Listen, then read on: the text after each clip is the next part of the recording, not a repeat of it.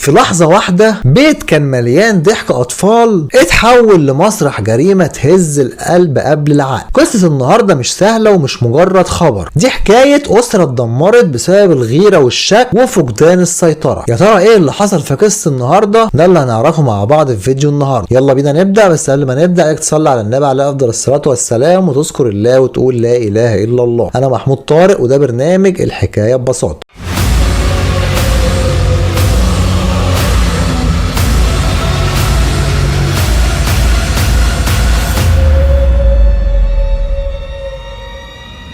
كل اللي هقوله في الفيديو ده محتاج ان انت لازم تسمعه للاخر علشان نفهم ازاي تتحول لقاتلة. محمود نجار موبيليا بسيط من محافظة الجيزة، حياته كانت دايرة ما بين ورشته وبيته. عنده زوجته اسمها غرام وكان عنده طفلين، ادم 5 سنين ونوح 3 سنين. بيت عادي جدا ما كانش فيه اي مشاكل ظاهرية، ولكن تحت سقف بيتهم كان في نار اسمها الشك. في يوم من الايام جاله مكالمة وهو في الشغل بيقولوا له الحق مراتك رمت نفسها في النيل. محمود ما صدقش اللي اتقال له وكان مفكر ان ده حوار وتمثيليه، ولكن لما رنت عليه واحده ست ما يعرفهاش وقالت له ان هو لازم يروح يشوف عياله بسرعه، الدنيا اسودت في وشه وبسرعه جري على البيت. وهي دي اللحظه اللي الزمن وقف فيها. اول ما دخل الشقه كل الشقه كانت متقفله وكانت هاديه. اول ما دخل الشقه كل الشقه كانت مفتوحه الا باب اوضه الاطفال هو الوحيد اللي كان مقفول. اول ما فتح الباب قدامه وشاف الكارثه. ادم ونوح مرميين على السجاده في وسط الاوضه، نايمين على ظهرهم ومتكممين من بقهم ومتكتفين ومدبوحين من رقبتهم ومضروبين بسكينه في راسهم من ورا. ضربات فيها غل وكره الاطفال ما عملوش اي حاجه في الدنيا. والمفاجاه والخبر البشع في الموضوع ان امهم غرام هي اللي كانت ورا قتلهم. اول ما شافهم خدهم وهم غرقانين في دمهم، خدهم في حضنه وما كانش مصدق ان امهم هي اللي عملت فيهم كده علشان تنتقم منه. نهاية مأساوية لآدم ونوح بسبب الشك اللي أدى